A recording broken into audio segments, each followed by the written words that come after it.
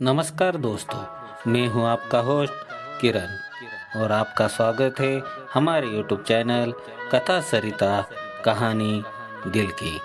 बहुत समय पहले की बात है। यूरोप महाद्वीप के जर्मनी देश में एक पति और पत्नी रहा करते थे। दोनों को एक दूसरे के सिवा और कोई नहीं था। विवाह के कई वर्षों उपरांत भी उनकी कोई संतान नहीं हुई। समय इसी प्रकार से गुजरता रहा था कि अचानक एक दिन स्त्री को अपनी कोख में संतान की अनुभूति हुई और गर्भावस्था के दौरान उसको कुछ इस प्रकार का महसूस हुआ कि उसको रेमजेल नामक शाक खानी चाहिए। आसपास वह शाक कहीं भी उपलब्ध नहीं थी। पति पत्नी एक जादूगरनी के बगीचे के समीप ही रहते थे। पत्नी के मन की बात जब पति ने सुनी तो पति ने उससे वादा किया कि वह उसके लिए रेमजेल नाम की वह शाक साथ लेकर आएगा। बगीचे में चोरी से घुसकर उसने वह शाक अपने पत्नी के लिए तोड़ी और यह क्रम कई दिनों तक चलता रहा। एक दिन बगीचे की मालकिन जादूगरनी ने, जिसका नाम डेम गोथेल था, उसने यह चोरी करते हुए देख लिया और जादूगरनी ने पति को बंधक बना लिया। पति जादूगरनी के सामने बहुत गिड़गिड़ाया और अंततः जादूगरनी ने एक शर्त पर वह शाक उसकी पत्नी को देने के लिए राजी हो गई। शर्त यही थी कि संतान के जन्म के बाद वह उसे जादूगरनी को सौंप देगा। मायूस मन से पति ने उसकी वह बात मान ली और बच्चे के जन्म होते ही उसने जादूगरनी के हाथों अपने पुत्री को सौंप दिया। जादूगरनी ने अंततः मनोयोग से उसकी पुत्री का पालन पोषण किया और उसका नाम उसकी शाक पे नाम पर रेमजेल रखा।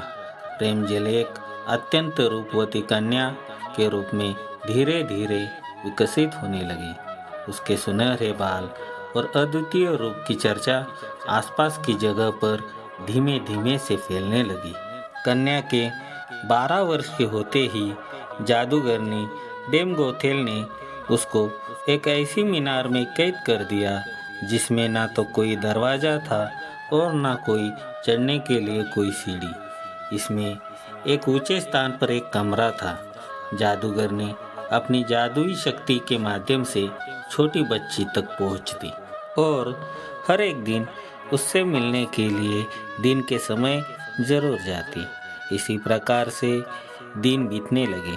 वह बच्ची बड़ी होकर एक अत्यंत रूपवती स्त्री के रूप में विकसित हुई। उसके लंबे घने सुनहरे बाल इतने लंबे हो गए कि बाद में जादूगरनी उनके सहारे मीनार पर चढ़कर कमरे में आने और जाने लगी। ऐसा करते वक्त वह रेमजेल को पुकारते हुए कहती, रेमजेल, अपने बाल गिराओ ताकि मैं तुम्हारे सुनहरे बालों पर चढ़कर ऊपर आ सकूं।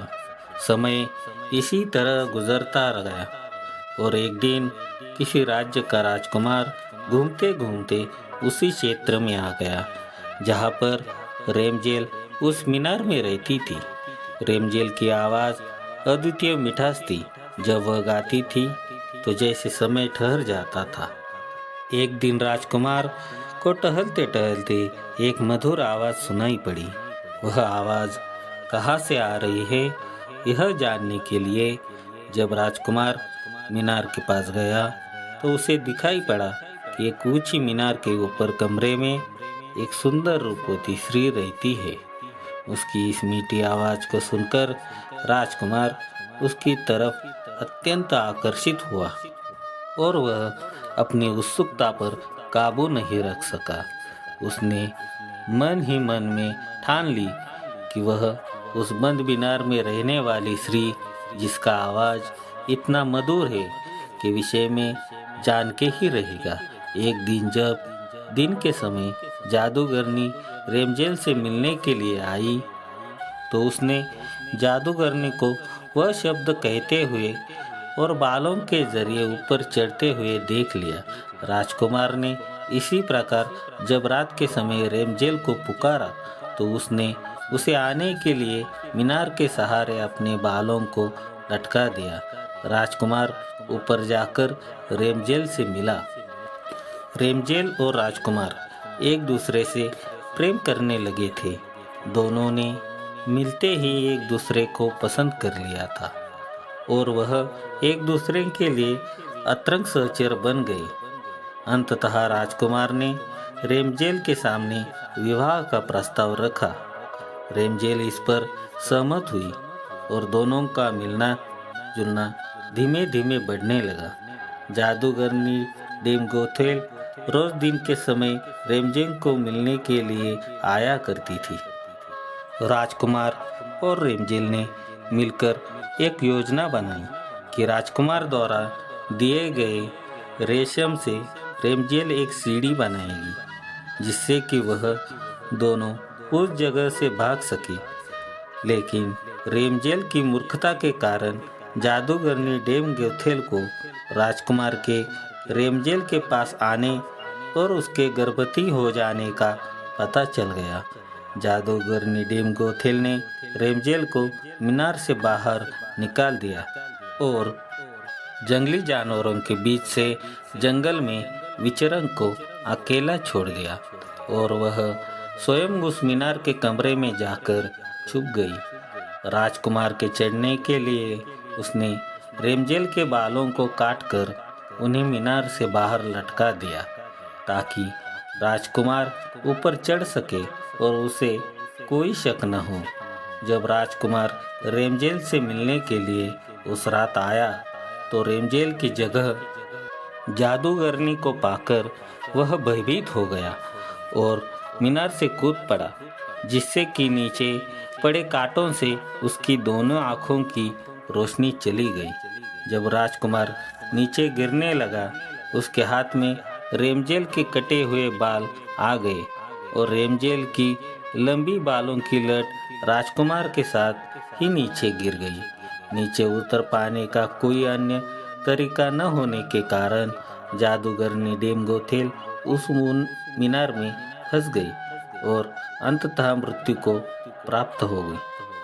अपनी आँखों और अपनी प्रेमिका को खो देने के बाद राजकुमार निराश होकर अंधा होकर जगह जगह भटकने लगा। कई महीनों तक इस प्रकार भटकने के पश्चात वह उस क्षेत्र में जा पहुंचा जहां पर रेमजेल बस चुकी थी। उधर रेमजेल ने जुड़वा बच्चों को जन्म दिया, जिनमें एक बेटी और एक बेटा हुआ। इसी तरह कुछ समय तक एक दूसरे के विछोह में रहने के बाद अंततः दोनों उसी राज्य में एक स्थान पर मिले और उनके मिलने से चमत्कार स्वरूप राजकुमार की दृष्टि वापस आ गई और रेमजेल के लंबे सुनहरे बाल उसको वापस मिल गए और दोनों हंसी खुशी अपना जीवन साथ में बिताने लगे।